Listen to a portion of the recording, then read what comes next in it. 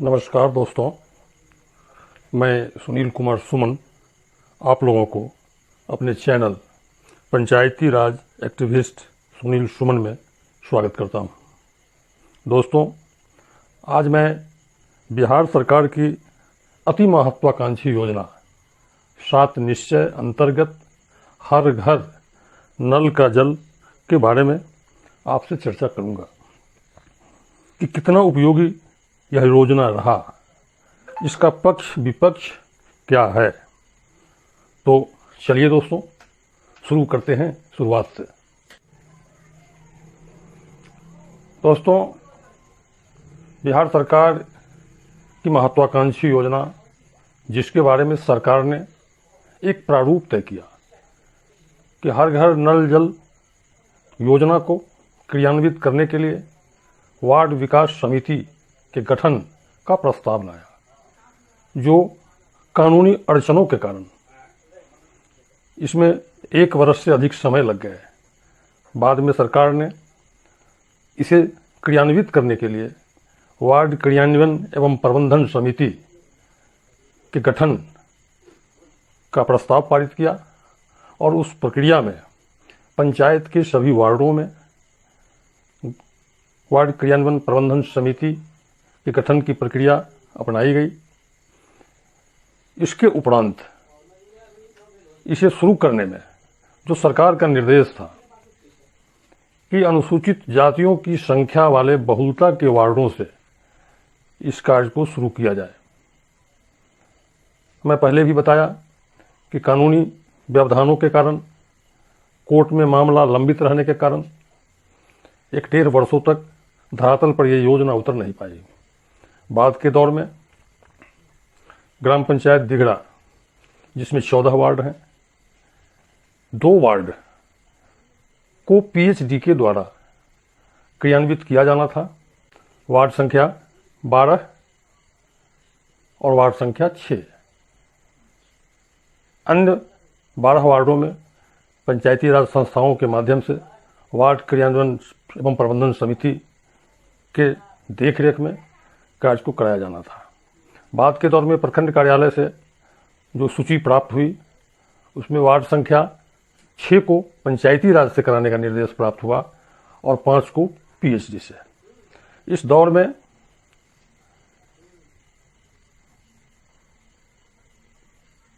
जब योजना की शुरुआत हुई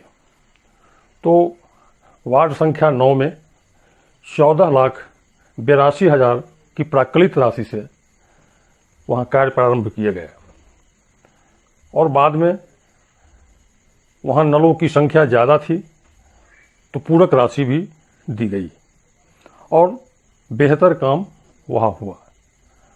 बाद के दौर में अन्य वार्डों में कार्य को बढ़ाने के लिए सरकार का एक निर्देश प्राप्त हुआ कि 28 फरवरी 18 तक जिन वार्डों में पंचायती राज संस्थाओं के द्वारा कार्य शुरू नहीं होगा, उन सब जगहों पर बाद में पीएचडी से कराए जाएंगे। पंचायत के अंदर वार्ड संख्या 2, वार्ड संख्या 6, वार्ड संख्या 7 और वार्ड संख्या 11 में 14,97,000 की प्राक्कलित राशि से 28 फरवरी 18 के डेट में शुरू कराए गए एवं अन्य जगहों पर शुरू नहीं कराया जा सका कि वार्ड क्रियान्वयन प्रबंधन समिति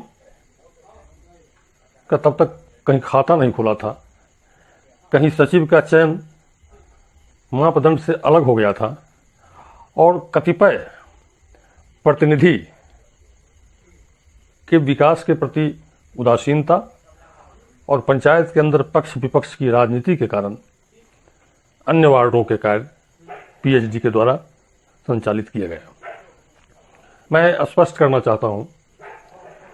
कि पंचायती राज संस्थाओं के द्वारा जो कार्य कराए गए हैं और पीएचडी के माध्यम से जो कार्य कराए गए हैं, अगर काम को आप देखें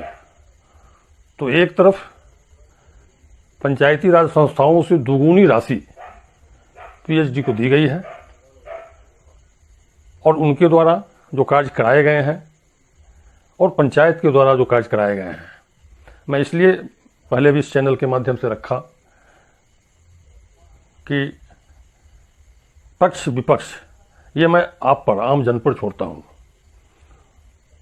कि जो कार्य कराए गए हैं वो कितने बेहतर पंचायती राज संस्थाओं के द्वारा हुआ है और कितना बेहतर ढंग से पीएचडी के द्वारा हुआ है। गांवों के अंदर घूमने के दौरान, पंचायतों के अंदर निरीक्षण के दौरान मैं स्पष्ट ये पाया कि पंचायती राज संस्थाओं के द्वारा कराए गए कार्य पीएचडी के द्वारा कराए गए कार्य से कहीं बेहतर है। शुद्ध, समय पर पानी, सही ढंग से संचालन, रख रखाव आदि कार्य किए जा रहे हैं। लेकिन पीएचडी के माध्यम से जो कार्य कराए गए हैं, ना ही कोई समय पर उसका संचालन है और ना ही बेहतर ढंग से कार्य कराए गए हैं। पंचायती राज के कार्य को भले ही क्रियान्वयन समिति करावे, लेकिन ग्राम पंचायत के निरीक्षण के क्रम में, मुआयना के क्रम में यह बात स्पष्ट उभर कर सामने आया कि जो कार्य जनहित में जितनी आवश्यकता ग्रामीण इलाकों में, ग्रामीण परिवेश में नल जल का था, उसमें काफ़ी बेहतर ढंग से आम जन के हित को देखते हुए कि जहां नल जल की टंकी लगाई गई, पहले घर से लेकर के और अंतिम घर वालों तक एक समान पानी एक रफ्तार में मिले, ऐसा करने में ग्राम पंचायत सफल भी रहा। साथियों, विशेष तौर पर जो पीएचडी के माध्यम से कार्य इस पंचायत में हुए हैं, अभी भी वार्ड संख्या 8, वार्ड संख्या 13, वार्ड संख्या 14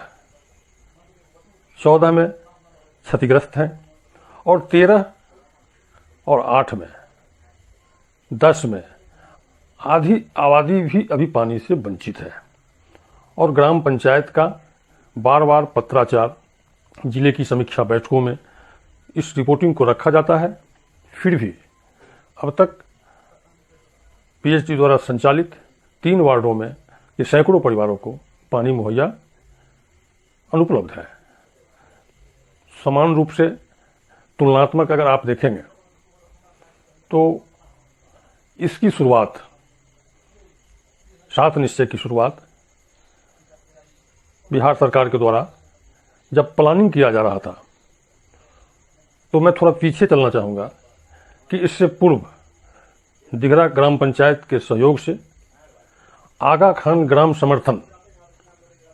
कार्यक्रम के माध्यम से 2014 में ही दिघरा पंचायत के वार्ड संख्या 10 में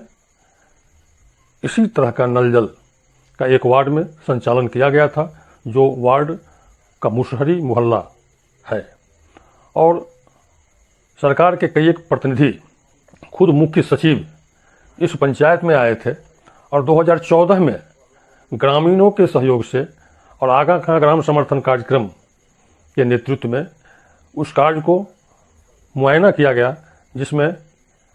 बिहार सरकार के प्रधान सचिव खुद उपस्थित हुए थे और तब ये मॉडल पूरे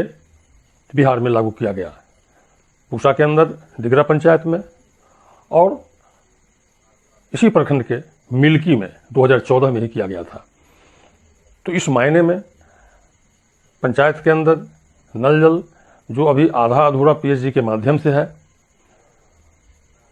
स्पष्ट तौर पर यह मानना है कि राशि का अपव्यय भी हुआ है, लागत बढ़ने के कारण, और शुद्ध रूप से सही समय पर नियमित पानी भी अनुपलब्ध है। तो